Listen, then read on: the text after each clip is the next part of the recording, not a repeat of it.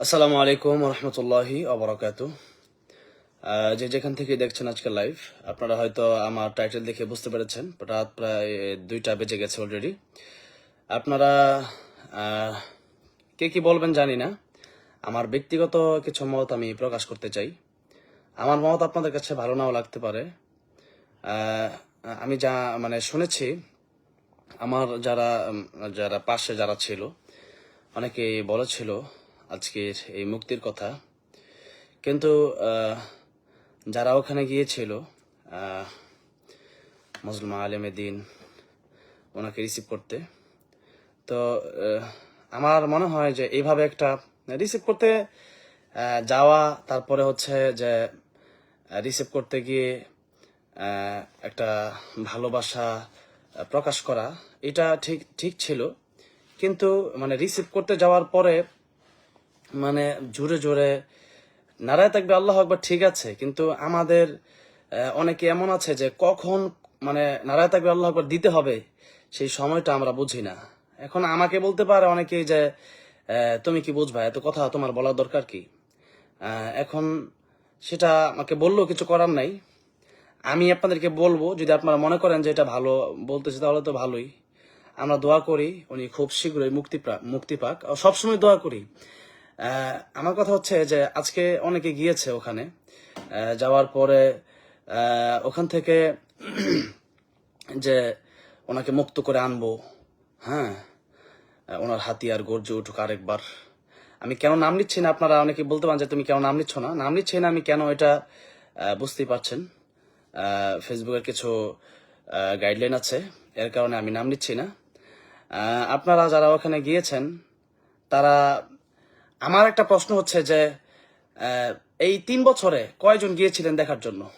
3 বছরে কয়জন গিয়েছেন ওনাকে দেখার জন্য? অথবা ওনাকে বের করার জন্য কয়জন চেষ্টা করেছেন? অথবা ওনার পরিবারকে দেখার জন্য কয়জন গিয়েছেন? ওনার পরিবারকে দেখার জন্য যারা আজকে গিয়েছেন তাদের কাছ থেকে আমার মনে হয় না যে যদি আজকে 20,000 লোক গিয়ে থাকেন, আমার মনে হয় না যে এখান থেকে 100 লোকও গিয়েছেন। তো যাই হোক, যারা গিয়েছেন হয়তো অনেক আবেগে গিয়েছেন। আর আমার তো মনে হয় সবাই, কিছু লোক গিয়েছেন যে একটু আসবে, খুশি হব। কিছু লোক তো ভাইরাল হওয়ার জন্য মনে গিয়েছেন। আর কিছু লোক আছে যারা ফেসবুকে পোস্ট দিতে খুব ভালোবাসেন। ফেসবুকে পোস্ট এইভাবে দেন যে মনে হচ্ছে একবারে একজন মানুষ, একটা কথা আছে না যে একটা ছেলে হয়েছে কালো, মনে করেন আবুল কাশেম ভাইয়ের ছেলে হয়েছে কালো। তো কালো ছেলে এই কথাটা একদিন শোনার পরে বললো, ভাইজান শুনছো একটা ছেলে হয়েছে হয়েছে তো বললো, ছেলেটা কেমন, সুন্দর? না, কাউয়ার মতো কালো। এরপর আরেকজন জিজ্ঞেস করলো যে ভাই, ছেলে হয়েছে একজন ওই আবুল কাশেম ভাইয়ের, কেমন? বললো যে পুরা কাউয়া। পর আরেকজন গিয়ে বললো যে একটা ছেলে হয়েছে আবুল কাশেম ভাইয়ের, ছেলেটা মানুষ না, কাউয়া হয়েছে। তো এই যে কথাগুলা, একটা কথা শুনে জামিন পাওয়া আর মুক্তি পাওয়া, এই বিষয়টা যে দুইটা এক বিষয় না, এটাই তো অনেকেই বুঝে না। এই বিষয়গুলো তো বোঝার দরকার, বুঝে এরপরে ফেসবুকে পোস্ট করা দরকার ছিল।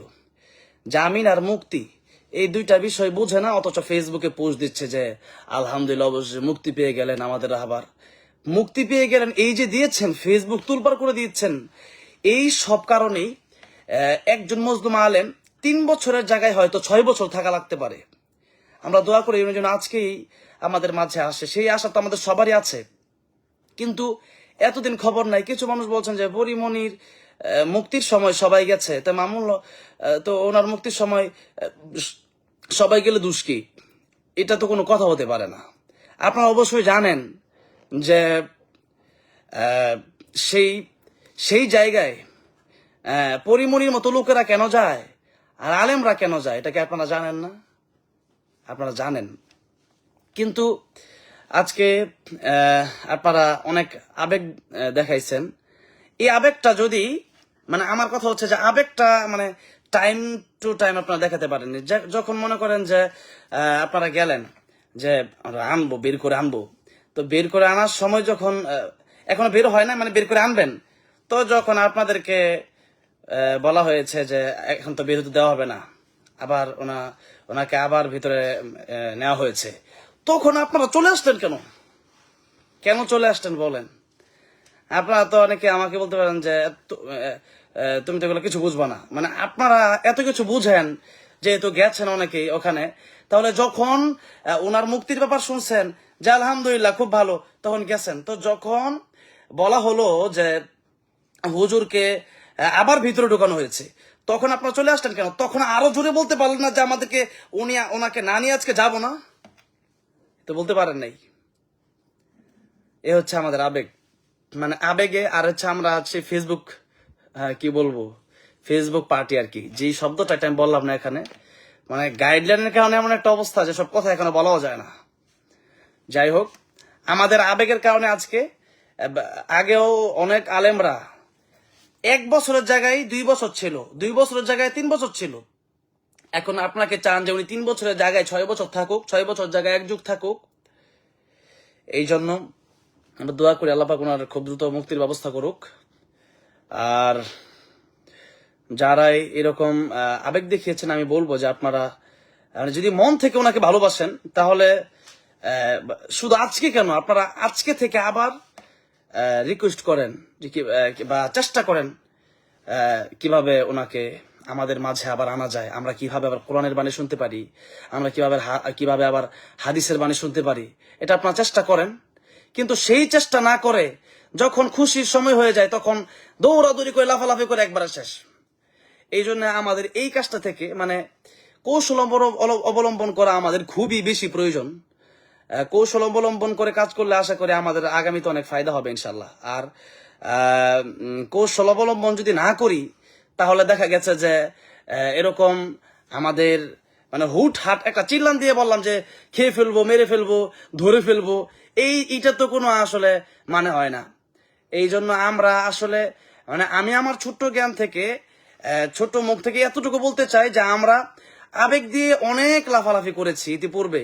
তো আগামীতে আমরা এই বিষয়টা যদি বুঝে আসে যে না আজকেও এরকম হয়েছে আবেগের কারণে, তাহলে ইনশাল্লাহ আমরা আগামীতে আমরা বিবেক দিয়ে আমরা কৌশলের সাথে কাজগুলো করার চেষ্টা করবো ইনশাল্লাহ। এবং আমরা একেবারে সর্বশেষ চলে আসছি এই রাত 10টার সময়, রাত 2টার সময় প্রায় 1000 মানুষ আমার এই লাইভে যুক্ত হয়েছে। আমি মনে করি শুধু ওনার ভালোবাসা অনেকে জেগেছিলেন। আল্লাহ পাক যেন আমাকে আমাদের প্রিয় রাহবারকে মুক্ত করে দেন। সবাই দোয়া করবেন আল্লাহ যেন ওনাকে আমাদের মাঝে কোরআন এবং সুন্নাত বাণী নিয়ে আবারও আসার তৌফিক দান করেন, এবং আমাদেরকে যেন বিবেক দিয়ে কৌশলের সাথে সমস্ত কাজগুলো, মানুষের শুধু সুখের সময় না, মানুষের দুঃখের সময় যেন আমরা তাদের পাশে থাকতে পারি, আল্লাহ সেই তৌফিক দান করেন। আমিন। আসসালামু আলাইকুম ওয়া রাহমাতুল্লাহি ওয়া বারাকাতুহু।